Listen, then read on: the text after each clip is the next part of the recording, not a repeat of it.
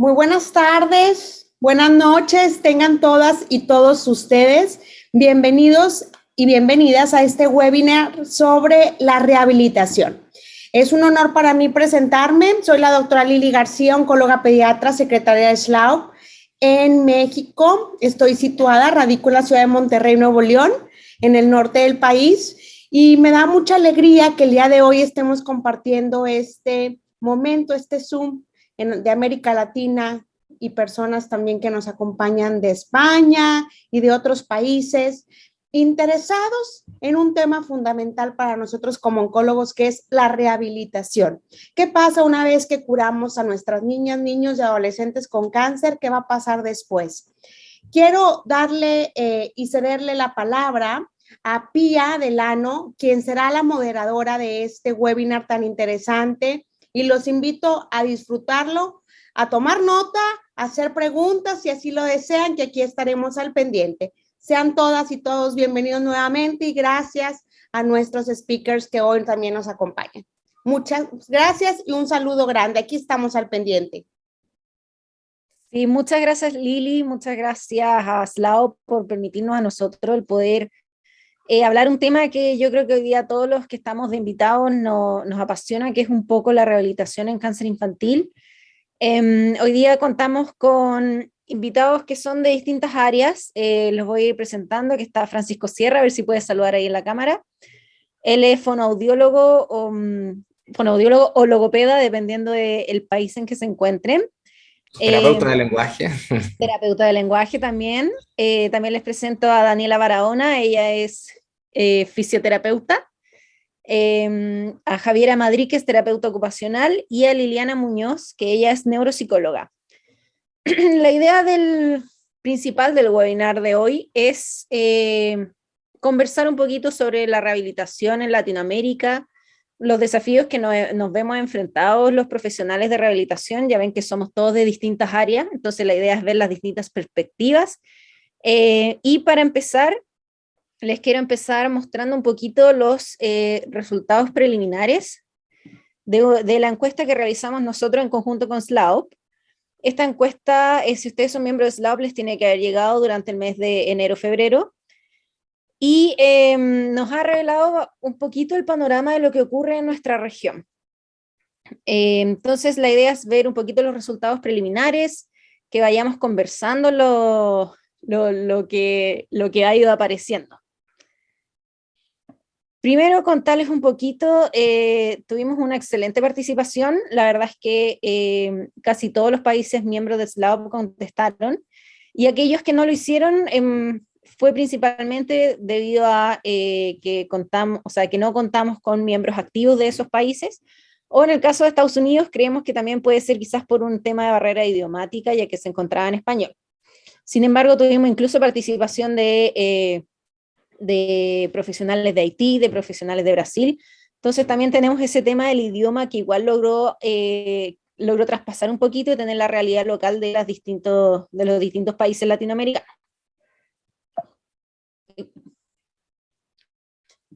Lo primero que me gustaría conversar un poco es la pregunta que se refería a los profesionales que componen el equipo de rehabilitación, que son estas respuestas que ustedes pueden ver acá. Si ustedes se fijan, efectivamente los fisioterapeutas vamos liderando los equipos de rehabilitación que trabajan en oncología pediátrica, seguido de incluso superamos a los psicólogos emocionales, lo que me parece, a mí me sorprendió bastante esa respuesta y esa diferencia.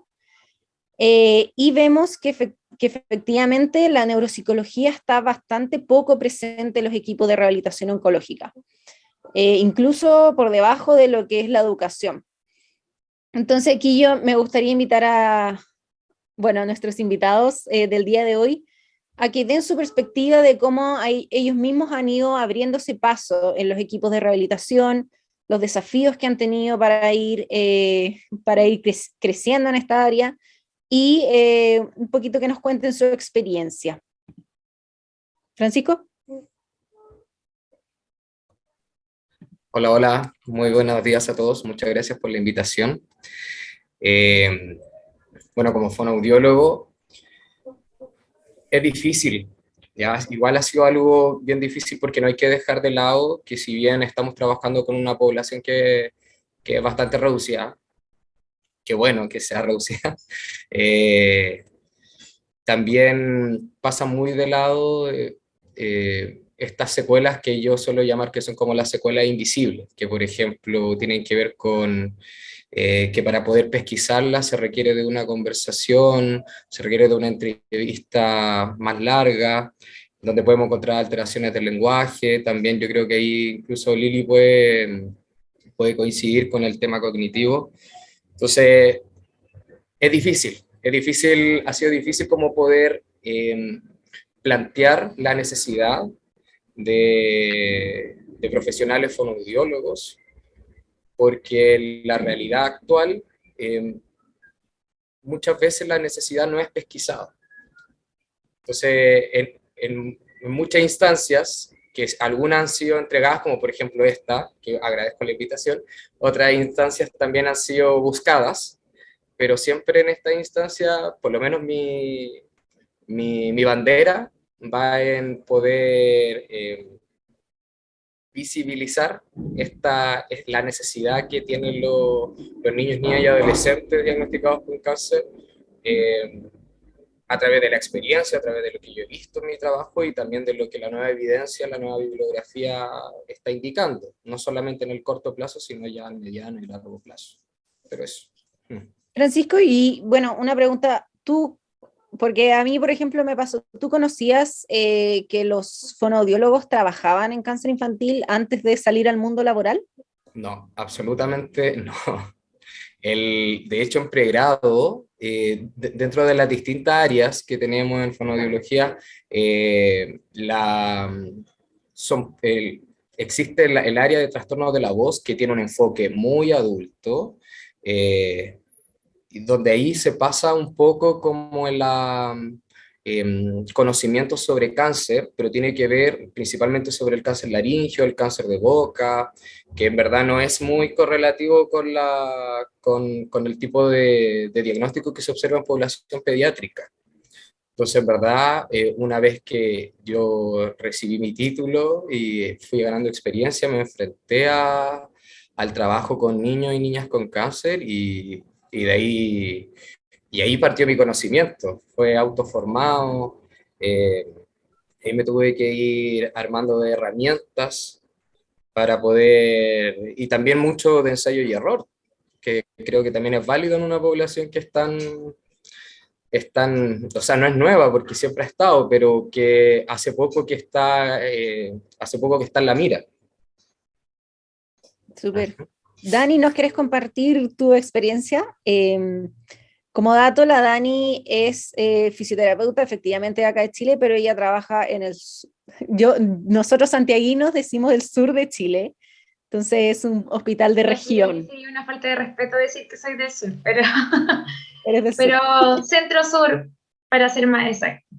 No, buenas tardes, buenas noches, obviamente dependiendo de quién nos está viendo. Agradecer a Eslao por la invitación y también un poco visibilizar, como dice Francisco, la realidad en temas de rehabilitación en los distintos estamentos. En el estamento de kinesiología o fisioterapia, como bien se menciona, también ha sido un camino bien complejo. Primero por el tema de la misma preparación en pregrado, que no en muchas escuelas de kinesiología o fisioterapia se imparte por lo menos los módulos de oncología o se acerca la materia en oncología. Ya después en posgrado, ahora hay entidades de capacitación para posgrado en oncología, pero hace 10, 15, 20 años no era muy conocido o no era quizás muy visibilizado el tema de la capacitación. Y a no ser que estuvieses trabajando en un hospital, que tuviese por lo menos centros que apoyaban unidades de oncología, no lo veías tampoco en la práctica clínica. Entonces, claramente que es mucho de autoformación, también un poco de relativa suerte de poder estar participando de los equipos de oncología y también introducirse también en el mundo oncológico pediátrico en este caso. Entonces, hay mucho de todo, pero también hay una real vocación del profesional de cualquier estamento de poder visibilizar la necesidad y de educar a las próximas generaciones de que esto es tan necesario que esto no puede parar aquí. O sea, claramente que la instancia que está generando SLAB y otras entidades en tema de educación, en tema de formación, en tema de visualización, no pueden parar. De aquí creo que es un punto de inicio en el cual todos los estamentos tienen que participar para poder visualizar. Y en el caso de nosotros en Concepción, que es nuestra ciudad y el centro PINDA de programa infantil, de cáncer infantil, claramente que ha sido un desafío poder introducirnos cada vez más y poder ser parte relevante del equipo.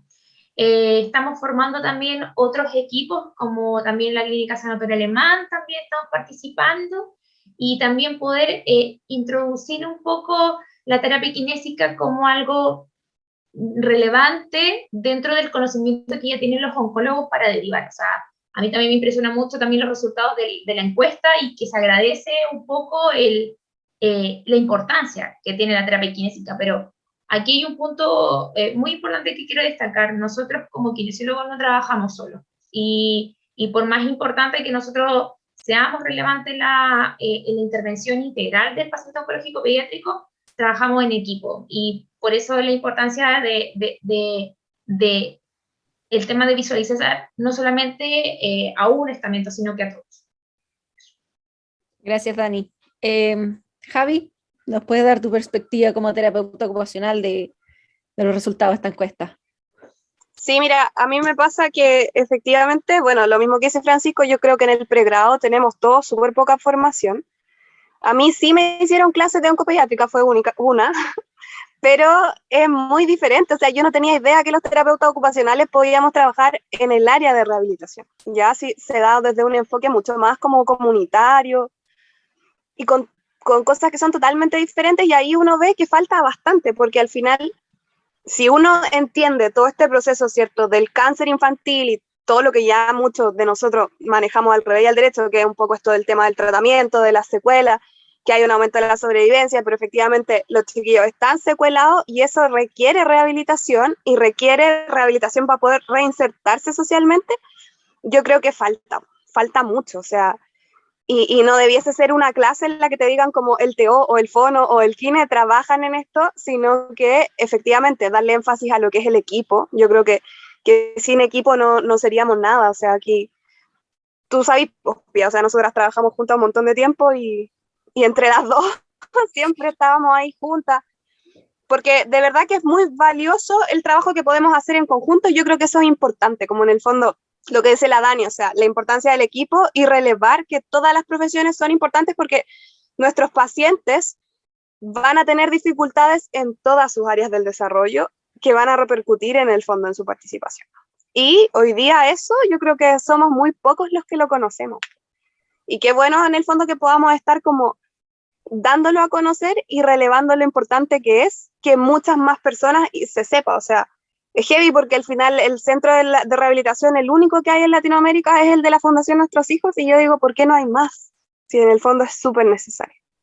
Entonces yo creo que por ahí van los desafíos, yo creo que claramente van desde ahí, o sea, de promover la rehabilitación para este tipo de pacientes y de proponer un equipo multidisciplinario integral en todas las áreas, ya, para poder mejorar de la mejor manera posible a los chiquillos y poder insertarlos socialmente siempre.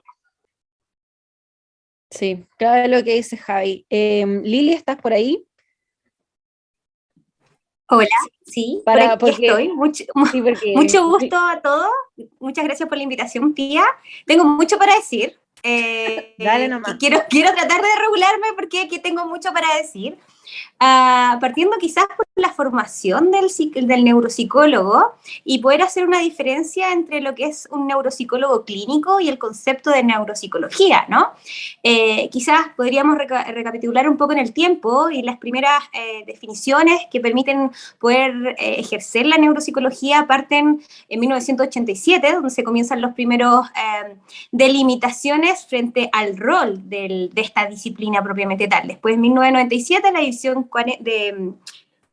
de los 40, en un análisis de Texas, establece cuáles son las características que debe de formar al neuropsicólogo clínico, separando un poco la especialidad del concepto de neuropsicología y reduciéndolo específicamente a psicólogos que se forman en el área de la neuropsicología. Entonces vamos a ir entendiendo la neuropsicología clínica como esta área especializada de la psicología que busca estudiar la relación que existe entre el cerebro y la conducta y los procesos cognitivos propiamente tal, ¿no? De igual manera, establece algunos lineamientos, como primero, el neuropsicólogo tiene que tener primero una formación científica y posteriormente su formación científica, ligada más a la investigación, debe de formarse dentro de la aplicación y entrenamiento en casos clínicos y en la práctica propiamente tal de la neuropsicología clínica. ¿Por qué parto haciendo esta pequeña diferenciación? Porque quizá uno de los mayores desafíos que tenemos en Latinoamérica tienen que ver con el desarrollo de profesionales relacionados con la neuropsicología. En Chile, los diplomados, bueno, hubieron los primeros estudios a partir del 2010 en términos de formación asociados a los diplomados, ¿sí? Comenzó la Universidad de Chile, posteriormente la Universidad Católica, ahora en la actualidad tenemos 2 magíster que buscan formar neuropsicólogos y adicionalmente hay un conjunto de diplomados de diferentes entidades universitarias que buscan formar también neuropsicólogos propiamente tal, ¿bien? Entonces yo creo que la neuropsicología tiene un rol mayor o una complejidad mayor en términos primero de la formación, quién ejerce la neuropsicología, ¿bien? Y específicamente la intervención en niños con cáncer, la neuropsicología clínica, ¿bien? Que se va a diferenciar absolutamente la labor de un psico-oncólogo, ¿sí? Si bien es cierto, en la universidad podemos ir entendiendo o algunos cursos o como bien decía Javiera, o un curso relacionado a los procesos emocionales que pueden ir encontrándose en una persona diagnosticada con cáncer,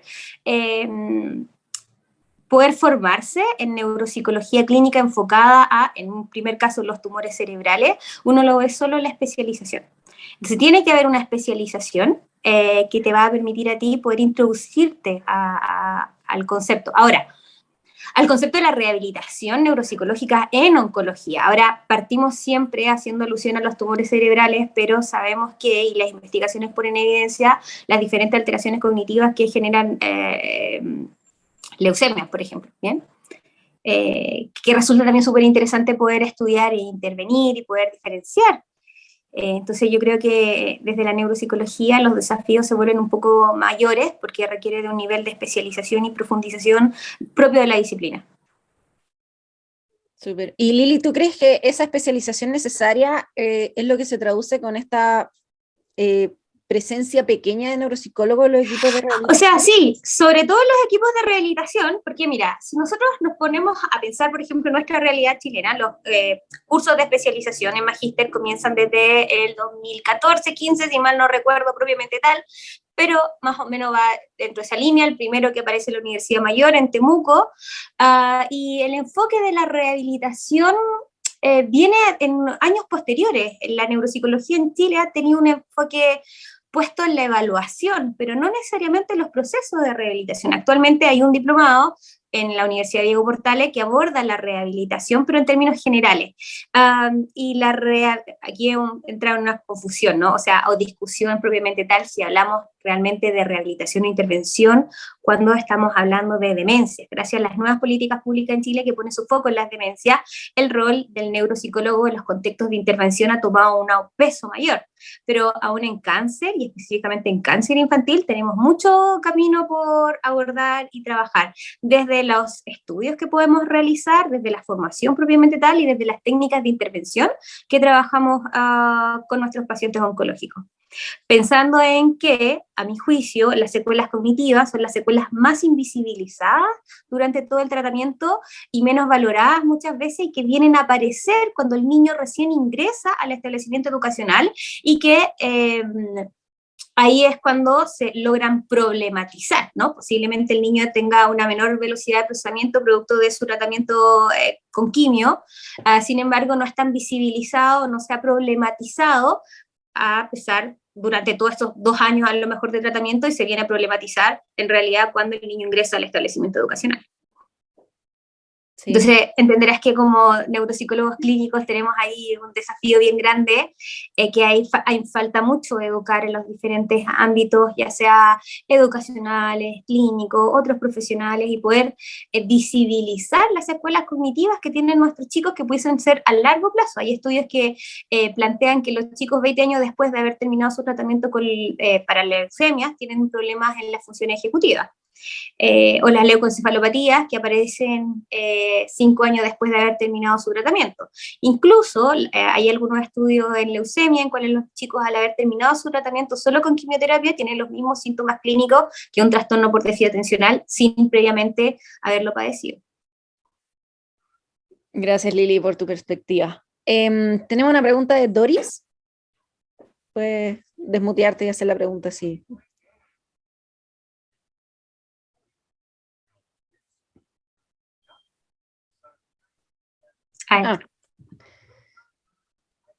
Ya, la pregunta es si existen ciertos tabúes, por ejemplo, que el niño mientras recibe quimioterapia no se puede realizar rehabilitación. Uf, yo creo que por ahí partió nuestra lucha, efectivamente. Sobre todo acá, bueno, acá en Chile yo diría que unos 10 años, ni siquiera, sí, unos 10 años atrás, la creencia era que el niño con cáncer, dejarlo tranquilo el tiempo que durará su proceso de quimioterapia, su tratamiento, y si después quedaba con secuelas, ahí recién se realizaba una intervención, y bueno, era sobre todo una intervención de tipo de kinesiología, fisioterapia, era una intervención física. O sea, yo creo que cognitiva, ni hablar, y se buscaba un poquito mejorar la función del paciente. De todas formas, eso ha sido una de las cosas que nosotros hemos tenido que ir luchando acá en Chile. Partimos con un equipo de rehabilitación bastante pequeño, donde uno de los desafíos era demostrar que nuestras intervenciones tenían resultados positivos, o sea, que no eran dañinas, que se podían hacer, incluso niños estando con quimioterapia podían realizar o ejercicio o intervención cognitiva, o que los fuera a ver el fonoaudiólogo, y así fuimos de a poco demostrando que eran seguras, que servían y que de todas formas debían hacerse. Se notaba había una gran diferencia entre el niño que recibía intervención versus aquel que no lo hacía. Esto acá llegó a tal punto que los papás fueron los que empezaron a solicitar que sus hijos se derivaran a rehabilitación, debido a que veían que los niños que iban presentaban mucho mejor nivel de funcionalidad o estaban más activos durante el tratamiento que el resto que sus propios hijos, por ejemplo. Entonces eso ha sido bastante importante, y además el modelo de rehabilitación que existe acá en Chile efectivamente incluye todas las áreas, o sea, incluye el área cognitiva, entonces se abordaba al niño adolescente como un todo antes de que aparecieran las secuelas, o cuando las secuelas estaban en forma o sea, recién iniciándose. Entonces, eso era creo que ha sido un camino largo, pero que ahora ya acá en Chile está más que justificado el rol de la rehabilitación. Los pacientes son diagnosticados con cáncer y casi inmediatamente son derivados a una evaluación por el equipo de rehabilitación. Así que eso ha sido un aspecto clave. No sé si alguno quiere comentar. No, quizá es importante hablar del concepto de prehabilitación, que muchas veces se utiliza para poder intervenir desde la estimulación de diferentes áreas, de poder prevenir el impacto de ciertas secuelas, ¿no? Sabemos que en los chicos con cáncer diagnosticados, las secuelas se repercuten en las diferentes áreas de su vida, o sistemas, por así decirlo. A mí igual ahí me gustaría aclarar un poco como lo que se entiende por prehabilitación, porque bueno, como esto está en pañales, pienso yo, cuando yo me metí al mundo de la rehabilitación oncopediátrica, a mí se me entregó la definición de prehabilitación como el tratamiento que se realizaba antes de iniciar con el tratamiento contra el cáncer, ya sea radio, quimioterapia y evidentemente la cirugía. Pero con el tiempo yo también he aprendido a redefinir lo que es la prehabilitación, porque muchas veces, como bien decías tú, Lili, muchas secuelas aparecen en el mediano o largo plazo, cuando ya hubo una cirugía, cuando ya se terminó el tratamiento con radioterapia, con quimioterapia, y creo que eso también entra dentro de lo que es la prehabilitación, ¿ya? Como me interesa nomás aclararlo, porque cuando yo partí, yo tenía ese concepto. Entonces, me imagino que intento como ponerme en todos los casos y quizás pensar que es un concepto que se sigue manejando de esa forma.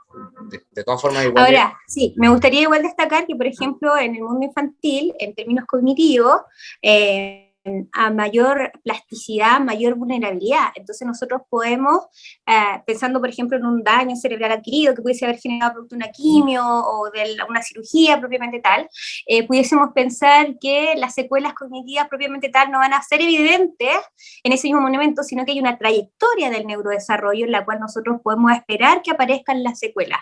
Y eso es algo bien interesante de poder revisar y que nos invita a nosotros a poder seguir la trayectoria del neurodesarrollo de los niños con evaluaciones periódicas, porque posiblemente frente a nueva etapa de vida, hasta que ya este cerebro se vuelva como más consolidado, van a necesitar desafíos propiamente tal asociados a las posibles secuelas cognitivas. Entonces, no podemos dar por zanjado que si un niño tuvo una intervención quirúrgica a los 3 años y posteriormente el nivel de secuela no fue tan impactante, no esperemos nada a los 12, porque dentro de los hitos del neurodesarrollo tenemos un periodo mucho más largo para esperar secuelas, al menos cognitivas propiamente tal, ¿bien?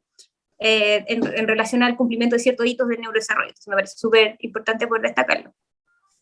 Sí, de eso me acuerdo perfectamente, un paciente que estaba aplicando una escala y que salía dentro de su rango, pero justo cambió de rango etario. Y al cambiar de rango etario salía abajo de... que creo que fuiste... Sí, bueno, esos son... Sí, esas son las cosas que ahora también nos vamos a ir encontrando con el impacto que puede generar la quimio, lo que podemos asociar también a la fatiga asociada al cáncer, cómo puede afectar los procesos cognitivos. Entonces, hay varias variables que van a ir interfiriendo. Pero sí, los niños oncológicos desde la neuropsicología necesitan evaluaciones durante todo su periodo del ciclo vital, en términos hasta finalizar la adolescencia, porque podemos esperar nuevas necesidades cognitivas en la medida que van cumpliendo ciertos hitos de etapas del desarrollo. Dale, Dani, nomás. Ahí. Voy a bajar mi mano. Muy de acuerdo con la práctica, o sea, la práctica que está realizando Francisco con la Lili, pero ahí hay un tema súper relevante que no podemos obviar, que es el tema de la educación de los mismos equipos de oncología. Nosotros tenemos bien claras las problemáticas, por lo menos que vemos tanto de antes de que los niños empiecen con sus tratamientos antineoplásicos, ya sabemos qué problemas van a venir a futuro. Pero si ese equipo de oncología, dígase, oncólogo, enfermeras, técnico en enfermería, hasta auxiliares, si no conocen la problemática, no vamos a estar remando en el mismo sentido. Porque pensando en que nosotros vamos a enfocarnos no solamente desde el diagnóstico, que es lo más ideal, lo más natural, si uno lo piensa, pensando que tenemos el recurso humano necesario para aplicar desde la etapa hospitalaria. Pero ya estamos hablando de un seguimiento. ¿Qué pasa con la atención ambulatoria desde el seguimiento? ¿Qué pasa con este niño que hace la transición a adulto? ¿Quién se hace cargo? O sea, nosotros lo hemos visto en la práctica clínica claramente que si no hay un reconocimiento tal del equipo base, que si tú me mencionas por lo menos, sí o sí van a haber oncólogos, sí o sí van a haber enfermeras, sí o sí van a haber técnicos en enfermería que están capacitados para oncología, pero nosotros mismos estamos haciendo una visualización de una problemática que sí o sí los equipos se tienen que hacer cargo de inyectar el recurso para visualizar más allá, no solamente de la problemática del minuto, porque todo lo que dice la Lili, todo lo que dice Francisco, tiene relevancia hacia el seguimiento, o sea, cómo yo paleo toda la problemática que yo visualizo ahora y que va a hacerse hace 5, 10 años más allá, o sea, tengo que contar con el profesional para que esté siguiendo y acompañando no solamente al usuario, sino que una familia y una comunidad que tiene que entender la problemática completa. Así que es muy importante también aportar en la parte como rehabilitación educa también al equipo oncológico. Sí, sabes que quizás me gustaría rescatar algunos elementos importantes a través de la historia, porque yo creo que pasa netamente por el nivel, yo insisto, las secuelas cognitivas en cáncer son las más invisibilizadas porque no se detectan o no se problematizan cuando el niño las ocupa 100%. ¿Y cuál es el lugar en el cual los niños utilizan más o ponen en práctica sus funciones cognitivas? El establecimiento educacional. No hay ningún otro contexto donde el niño no ocupe más sus funciones cognitivas que el establecimiento educacional. Y ahí recién, cuando el niño reingresa al colegio con sus... y ahí la comparación, antes no era igual, bien, se problematiza. Pero ahora también yo creo que falta harto énfasis en poder visibilizar al menos esto. El primer paper que habla de secuelas cognitivas en cáncer es de 1974, después saltan a los secuelas propiamente tal cognitivas en cáncer de mama, en la década del 84, 82 hay alguno, por ahí el foco está puesto en la década de los 90, principio 92, en Estados Unidos principalmente, y después Psico-Oncología, la revista de cáncer, desde el 2010, comienza más en realizar estudios más en idioma español. Entonces, aún así, recién ahora, el 2022, nos podemos sentar, o el 2020, o quizá yo un poquito más desde el 2016 acá en Santiago, me paro a hablar un poco de lo que ocurre, ¿no? Pero cuánto de esto también se reproduce en otros países. Por ejemplo, yo he hablado con colegas de Perú, con colegas de Ecuador, que en realidad no existe la especialidad, bueno, no existe la especialidad de neuropsicología propiamente tal en su país, y tampoco hay una intervención cognitiva a los chicos con cáncer, ¿no? Y es un tremendo desafío que parte por la educación de los mismos profesionales que trabajan con niños oncológicos, a pesar de que la información está en términos parcelados desde la neuropsicología, pero está, ¿no? Y falta poner en las diferentes formación de las otras disciplinas, visibilizar, ok, pasa esto en términos cognitivos. Se ha puesto mucho énfasis desde la psico-oncología y entendemos que hay lugares de formación, que hay como una línea, el desarrollo emocional, la percepción de sí mismo, todo lo que tiene que ver desde el mundo emocional de la persona diagnosticada con cáncer, pero nos vamos a ir dando cuenta que incluso en literatura latinoamericana hay súper poco. De hecho, yo no he revisado ningún paper ahí que sea de Argentina o Perú o de Bolivia, etcétera, y todo viene de España, ¿sí? Entonces son desafíos ahí, bien importante de poder revisar y realizar, y fomentar, ¿no? O sea, este espacio está diseñado para sentarnos a hablar de las necesidades que existen en la rehabilitación oncológica. Súper. Dale, Francisco, nomás. Ahí está. Bueno, quiero quedarme como con dos conceptos que me quiero sumarme a lo que dice Dani, agarrándome de algo que dijo Lili y Javi, así como armando un rompecabezas, que es, Lili comenta, dice una palabra muy clave que a mí me gusta, que es problematizar, ¿ya? Y Javiera comenta la importancia de entender que el cáncer es una enfermedad que afecta a todas las áreas del desarrollo. Entonces yo creo que igual, incluso aunque nosotros estemos en un proceso de cambiar como el modelo de intervención biomédico a uno más biomédico, psicosocial, pongámosle todos los apellidos que se nos ocurra, yo creo que seguimos teniendo una ideología súper positivista, en el sentido de que encontramos un síntoma y lo queremos, y recién ahí existe, recién ahí lo intervenimos.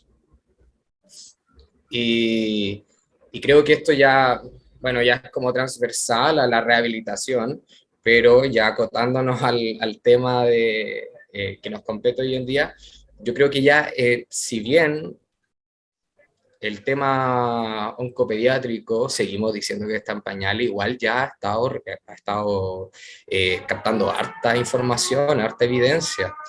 Entonces yo creo que hoy en día es importante, se hace muy importante dejar este modelo de intervención positivista, donde en verdad veamos desde ya que vamos a encontrarnos en términos coloquiales, ponernos el parche antes de la herida, hacer una intervención rehabilitadora, y si no es rehabilitadora, va a ser preventiva, o sea, en ningún momento va a causar ningún daño, y empezar a intervenir desde las áreas de ocupación.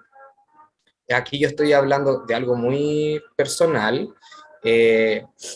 Yo valoro mucho que tengamos distintas profesiones, que nos vayamos especializando ya en lo que es más motor, en lo que es más ocupacional, en lo que es más de lenguaje, etcétera, etcétera.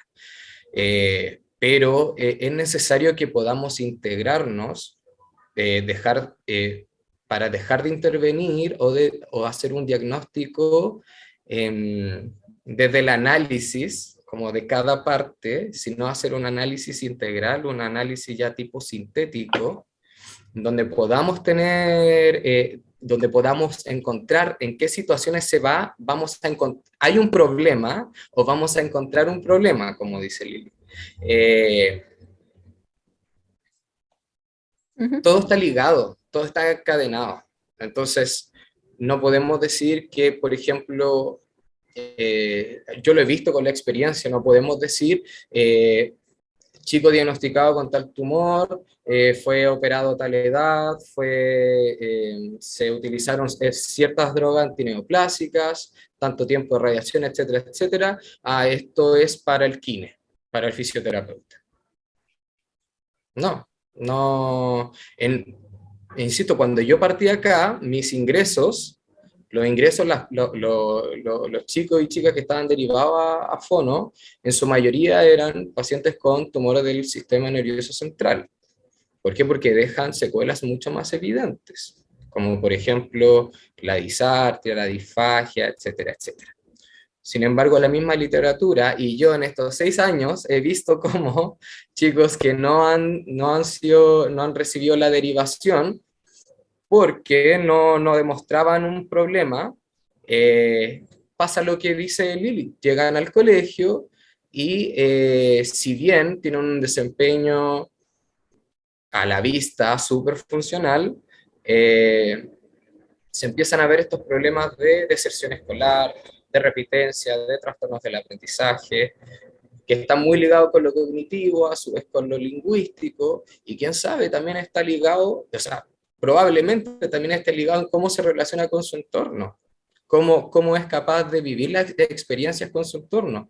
Y en eso evidentemente ahí estamos todos involucrados, aunque yo esté hablando de algo que puede sonar muy cognitivo, que es como en las notas del colegio, en verdad está todo encadenado. En verdad está todo encadenado, porque es finalmente el desarrollo. Siempre vamos a esperar que sea lo más armonioso posible. Entonces no podemos esperar que un desarrollo sea muy armónico si no estamos centrando solamente en el lado físico o solamente en el lado cognitivo. Por lo menos yo lo encuentro lógico. Sí, ahí al respecto siempre una frase que efectivamente hay más pacientes derivados por secuelas físicas a rehabilitación, pero una frase que siempre yo les decía a los papás, o sea, no sirve de nada que su hijo camine si no tiene a dónde ir, si no puede caminarlo en el colegio, si no va a poder comer en el colegio, entonces es importante que la rehabilitación sea integral. Javi, déjame mostrar primero las otras 2 preguntas y de ahí seguimos la conversación. Aparte hay un par de preguntas ahí en el chat bastante interesantes. Los otros resultados que les quería mostrar eran las preguntas relacionadas a los programas educacionales en rehabilitación. La verdad es que lamentablemente creo yo que hay muy pocos programas educacionales que se dediquen a la rehabilitación en cáncer infantil. Sin embargo, ahora siento yo que están empezando a surgir un poco más. Solo un 15% de los encuestados respondió que sí hay programas de educación para profesionales de rehabilitación en su país. y eran pertenecientes a los países que ustedes pueden ver ahí en la lista. La verdad es que después conversando con otros colegas creemos que quizás esta pregunta debió haber sido un poquito más específica. Porque, por ejemplo, para un médico, que es con los colegas que conversé, me referían que ellos trabajar más de 5 años en el área sí significaba una especialización, un programa educacional. Pero no un programa educacional formal como tal. Porque, por ejemplo, aquí sale Chile nombrado como que tiene programas educacionales de rehabilitación y eso no es correcto. Nosotros en Chile no tenemos actualmente programas de especialización en rehabilitación oncopediátrica, entonces también me hace cuestionar un poquito las respuestas que quizás hubo en los otros países. Aquí les dejo el chat abierto, por supuesto, para que nos cuenten si dentro de sus países existen programas educacionales. Yo sé que en verdad en fisioterapia hay súper poco a nivel latinoamericano y que existen un par, pero también son enfocados a rehabilitación oncológica como general y no a la rehabilitación oncopediátrica. Y ligado con esta misma respuesta, con esta misma pregunta, creo yo que viene la siguiente pregunta, que era sobre las barreras de acceso. La gran mayoría de los encuestados refiere que sí existe barreras de acceso de los pacientes para que puedan participar en programas de rehabilitación oncopediátrica. Y la principal barrera que salió era la falta de profesionales. La falta de profesionales tanto capacitados como con formación. Entonces, por eso digo que esta va ligada a la anterior. Porque, bueno, es mi sensación, pero si efectivamente no tenemos programas educacionales para rehabilitación, no vamos a tener profesionales capacitados para rehabilitación. Entonces, me gustaría que cada uno de ustedes pudiera dar su perspectiva respecto a su área, qué es lo que saben que existe en Latinoamérica, qué programas de formación hay, etcétera. Javi. Mira, en terapia ocupacional, la verdad es que específico, nada. Nada, no existe ningún programa, ni yo he buscado, y no hay nada, mucho menos en oncología pediátrica. Ya, entonces ahí lo que uno hace como terapeuta, y yo creo que aplica para las otras áreas, tú te terminas formando, no sé, pues en neurodesarrollo, en integración sensorial, ¿cierto? En distintas áreas que te van a ayudar un poco como a la rehabilitación en oncopediátrica, pero propiamente tal de oncopediátrico no hay nada. Sí, ahí estoy viendo en el chat que claro, que dicen que pasa bastante similar, que hay de rehabilitación general, pero no, Sí. o sea, rehabilitación en cáncer general, pero no enfocado a pediátrico.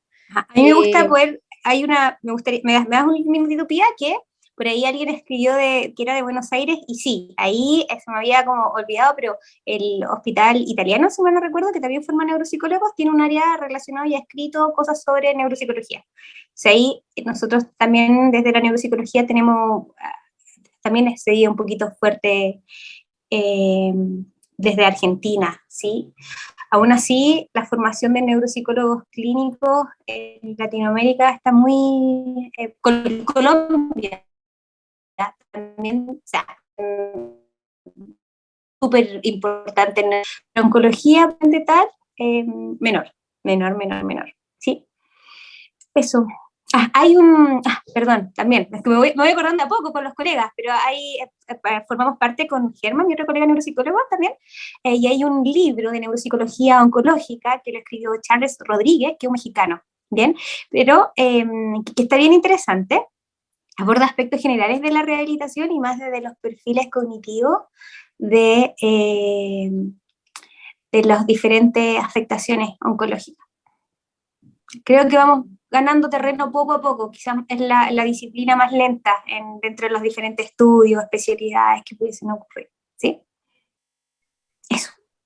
Gracias, Lili. ¿Dani?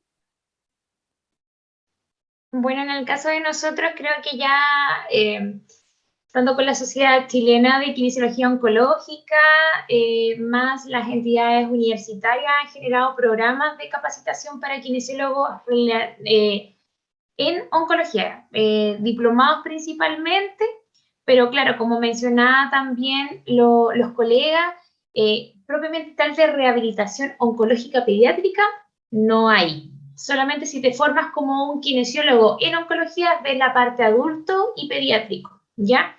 Y también va bastante enfocado en la parte física, y también ahí nosotros lo vemos como el kinesiólogo de oncología pediátrica tiene que ser un kinesiólogo bastante integral, tiene que saber de neurorehabilitación, tiene que saber de respiratorio, tiene que saber de rehabilitación respiratoria, tiene que saber de cómo se trabaja en dupla con terapia ocupacional, con fonoaudiólogo, con neuropsicólogo, en tema de integración sensorial. Son muchas aristas que un programa en sí no traería desde la perspectiva, desde el trabajo de niños y niñas y adolescentes, porque yo creo que el enfoque también, hemos visto que la mayoría de los programas son más ligados a la atención de adulto mayor. Entonces, las necesidades del niño y niña adolescentes son bastante distintas. Por ejemplo, las habilidades de juego, las habilidades que, por ejemplo, quizás a nivel de malla lo tienen mucho más, quizás más instaurado en malla de pregrado, terapia ocupacional, que uno lo ve mucho ligado al tema de juego como una herramienta terapéutica, que también sería súper importante que el kinesiólogo infantil que se dedica a oncología tenga esa posibilidad de tener como herramienta, pero un programa que se dedique netamente a eso falta todavía en el país. Yo creo que estas mismas instancias y necesidades también van sacando ideas como para poder ir generando programas para que puedan suplir esa necesidad de formación. También estrategias estrategias lúdicas para intervención en niños también son muy relevantes a la hora de trabajar con este tipo de población. Así que yo creo que es una instancia de ir viendo las necesidades en temas de formación y programas. Eso también es relevante también, no solamente pregrado, sino que en posgrado también. Sí, yo creo que jamás me voy a olvidar una charla que fui una vez, donde utilizaban las guías para realizar intervención en niños. Las guías las publicadas de la Asociación Americana de Cáncer, que no sé si la ha leído, pero las guías son, o sea, primero está enfocada en adultos, entonces la guía es que el paciente realice entrenamiento cardiovascular 30 minutos, 3 veces a la semana, después que realice pesas durante por lo menos 20 minutos, 2 veces a la semana, y yo decía, perfecto, o sea, está espectacular que lo tengan como guía, pero esto no es aplicable para niños. ¿Cómo vamos a hacer que un niño de 2 años realice pesas durante, ojalá, 20 minutos, de acuerdo a lo que dice la guía? Entonces yo creo que también es muy importante el poder, o sea, entender que los niños son una población completamente distinta a los adultos y por lo tanto tienen requerimientos muy distintos de intervención en rehabilitación que los adultos. ¿Pancho? Ahí sí. Bueno, como mencioné antes, no, en Chile no hay nada. En pediátrico, menos aún. Tengo colegas que se dedican, que trabajan en el área de cáncer, pero ya en adulto, y muchos de ellos se tienen que especializar, sobre todo en Brasil, que allá son secos, son buenos en lo que respecta como a la terapia vocal en laringectomizados, pero nada aplicable a niños. De hecho, actualmente estoy yo dando un curso en la Católica, así invitado más encima, como y yo creo que con el propósito de tener como algo, un atractivo, ni siquiera como algo formativo que se pueda utilizar, que sea de relevancia para el quehacer de una persona que ya trabaje con esta población, sino como algo más de formación general. Pero es súper complicado. Me sumo también a lo que dice Dani, o sea, es súper necesario tener esta visión más, entender, siempre es lo mismo, entender que las necesidades en los niños y niñas son diferentes, porque la rehabilitación en sí, creo yo, su historia ha sido siempre muy restaurativa. O sea, el paciente A llegó consultando porque ya no puede hacer esto, entonces lo vamos a ayudar a que haga esto de nuevo. Pero resulta que en primer lugar los niños difícilmente los niños van a elegir rehabilitación. Entonces ya se deja de lado el concepto de estoy acá porque elijo estar. Y lo otro es que son necesidades que van cambiando. De hecho, en los niños se juega mucho con el concepto de rehabilitación y de habilitación, porque son necesidades que se van alcanzando, pero a medida que se van nivelando, se van logrando ciertas metas, aparecen nuevas metas que son propias del desarrollo. Entonces, yo creo que eso es un desafío grande para todo aquel profesional que se dedica a lo pediátrico, que es, uno, habilidades súper empáticas, como, porque de pronto un niño o una niña no te va a decir qué es lo que necesita, sino que uno tiene que tener estas habilidades como el ojo clínico, rescatar información desde la familia, y también entender que las necesidades de la semana pasada ya no son las mismas de esta semana, y poder hacer un acompañamiento. Por eso yo también reitero, o sea, además de que las formaciones sean por disciplina, es súper importante que nos formemos ya integralmente. Sí. Sí, de todas formas, y de eso también creo que es muy importante lo que dice Daniel en el chat, que es lo de la autoformación. Yo creo que todos nosotros actualmente nos autoformamos en oncología, nos dedicamos a leer qué es lo que se está haciendo, seguimos mucho lo que se hace en el norte global, lo que se hace en Estados Unidos, en Europa, pero también tenemos que bajarlo un poquito a las características que tiene nuestra población latinoamericana. Nosotros somos distintos a la población de Estados Unidos, tenemos sistema de salud distinto, tenemos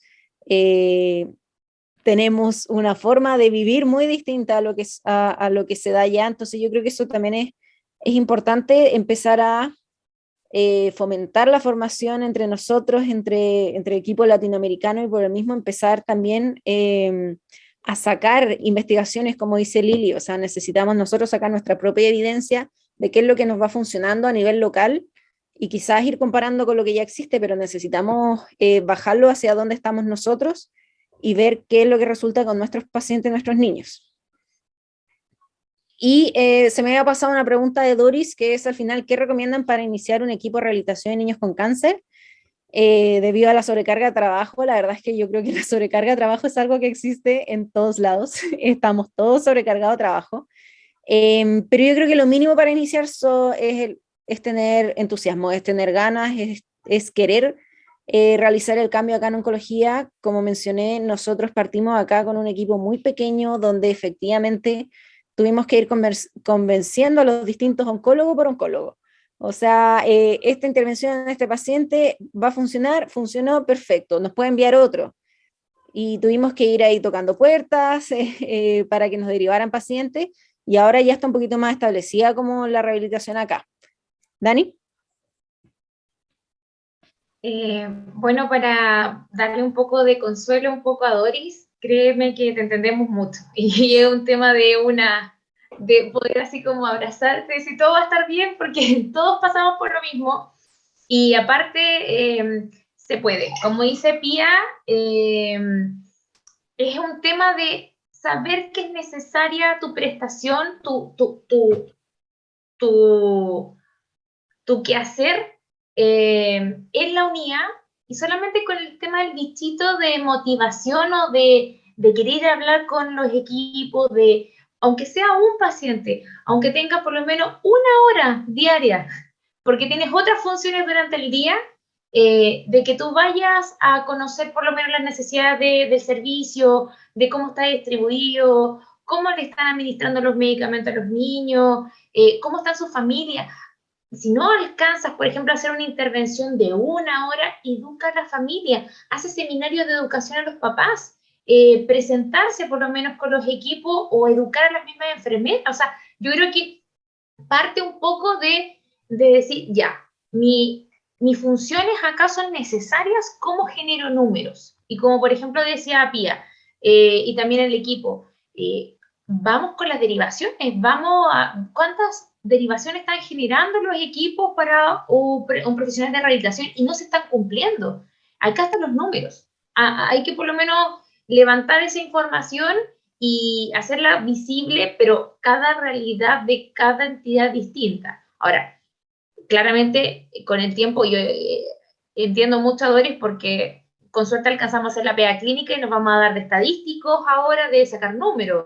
Entonces, créeme que es una pega que hay que colaborar con otros estamentos, otras unidades, para que puedan levantar esa información, porque tú como clínica vas a estar atendiendo pacientes y más encima te piden levantar información, es complejo la realidad, pero hay que hacerlo. De alguna forma hay que sacar el número, de alguna forma hay que visualizar el tema de números, porque las entidades así funcionan, con números, con estadísticas, lamentablemente. Sí, para complementar un poquito lo que dice Daniela, es súper importante la visibilización y la problematización. O sea, creo que ahí está, yo creo que todos, desde que trabajamos en oncología, vamos haciendo campañas donde me inviten, yo me pongo a hablar de las secuelas cognitivas del cáncer, así como sin parar, literalmente, ¿no? Entonces, yo creo que cada uno va haciendo campaña por visibilizar esto y que en realidad es un conocimiento que está tan delimitado a las personas que nos formamos en esto y que nos gusta este trabajo, que nos dedicamos a visibilizar. Súper importante la visibilización, la problematización y la necesidad que tienen nuestros niños, niñas y adolescentes de poder tener una rehabilitación. Bien, creo que es una necesidad, creo que también es un derecho. Y por ende, todos los que trabajamos en oncología infantil nos tenemos que encargar de visibilizar a dónde vayamos, ¿sí? A todos los contextos educativos en los cuales estamos presentes, tener que visibilizar que los tienen secuelas. En mi parte, pero imagino que también de igual manera, ¿no? Sí, y la Dani dice algo muy importante, que es el tema de los papás. Los papás son clave en visibilizar lo necesario que es la rehabilitación. Un papá con conocimiento es un papá empoderado, un papá que va a exigir ciertos derechos de su hijo.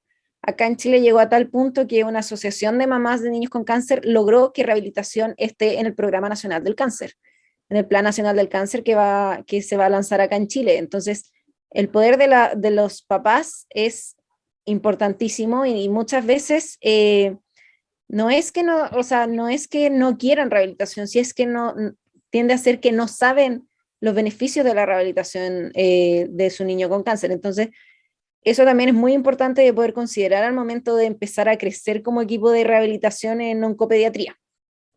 No sé si hay más preguntas. Dale nomás. No, y solamente agregar lo que te decías, visualizar al papá como un coterapeuta. Papá, mamá, abuela, tío, tía, cuidador, X. Coterapeuta, y entregarle las herramientas para que en conjunto podamos por lo menos ir a la par o en la misma línea en temas de rehabilitación. Así que eso.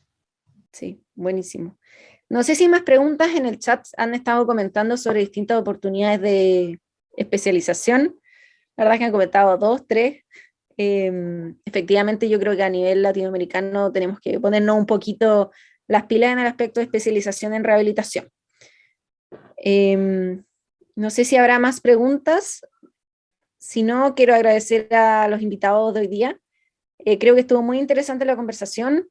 Estuvimos hablando sobre un aspecto distinto a la rehabilitación, que siempre tendemos a hablar sobre los beneficios, sobre todo lo que hacemos, el impacto de la secuela y todo, pero efectivamente hay otras cosas de trasfondo que nos están afectando en desarrollar distintos programas de rehabilitación en oncología infantil. Pues muchísimas gracias a todas y a todos, gracias a nuestros ponentes. La verdad es que sí nos quedamos con una súper tarea, que es implementar estos programas de ustedes, que son pioneros, muchos de ustedes en estos temas. Ojalá podamos seguirlos trayendo aquí a la mesa de SLAU. Solamente como último aviso, nada más, si nos pueden poner su nombre y correo en caso de querer, su constancia, por favor, háganlo saber. Aquí vamos a estar todavía unos minutitos más para que todos lo hagan. Nuevamente, de corazón, muchísimas gracias por el apoyo y esperamos vernos muy pronto. Recuerden, aprovecho también para recordarles que tenemos el SIOP en Barcelona este próximo 28 de septiembre y estaremos celebrando el SLAUP el día 27 de septiembre en Barcelona. Los esperamos a todas y a todos. contamos con su presencia y traigamos estos temas a la mesa, porque hoy por hoy la meta no es solo curar a las niñas y niños, sino que vivan al menos 50 años con la mejor calidad de vida, y eso es gracias a ustedes. Muchísimas gracias a todos, un fuerte abrazo desde México, que Dios los bendiga y pasen una excelente noche. Muchas gracias, Lili. Chao, muchas gracias por la invitación. Que estén muy bien. Chao, Gracias. muchas gracias.